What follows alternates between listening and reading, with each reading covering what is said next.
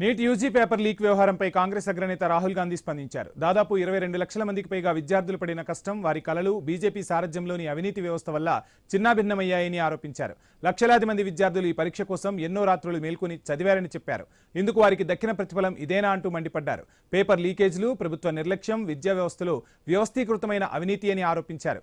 ఇది కేవలం ఒక వైఫల్యం కాదన్నారు. దేశ యువత భవిష్యత్తుపై జరిగిన నేరమని రాహుల్ గాంధీ విమర్శించారు. ప్రతిసారి పేపర్ మాఫియా ఎలాంటి శిక్షలు లేకుండా తప్పించుకొని తిరుగుతోందని చెప్పారు. నిజాయితీపరులైన విద్యార్థులు మాత్రం శిక్ష అనుభవిస్తున్నారని ఆవేదన వ్యక్తం చేశారు. మళ్లీ అదే మానసిక ఒత్తిడి, ఆర్థికపరమైన భారం, అస్థిరతను విద్యార్థులు భరించాల్సి వస్తుందని చెప్పారు రాహుల్. ప్రధాని మోదీ చెబుతున్న అమృత్ కాలం దేశానికి విష యుగంగా మారిందని రాహుల్ గాంధీ మండిపడ్డారు.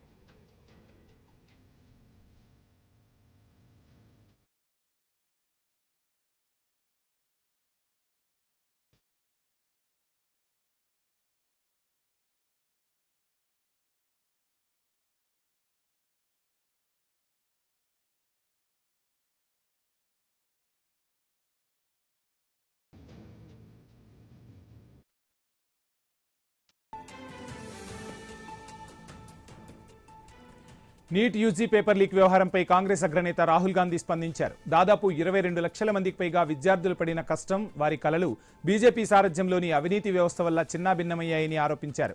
లక్షలాది మంది విద్యార్థులు ఈ పరీక్ష కోసం ఎన్నో రాత్రులు మేల్కొని చదివారని చెప్పారు. ఇందుకు వారికి దక్కిన ప్రతిఫలం ఇదేనా అంటూ మండిపడ్డారు. పేపర్ లీకేజీలు, ప్రభుత్వ నిర్లక్ష్యం, విద్యా వ్యవస్థలో వ్యవస్థీకృతమైన అవినీతి అని ఆరోపించారు. ఇది కేవలం ఒక వైఫల్యం కాదన్నారు.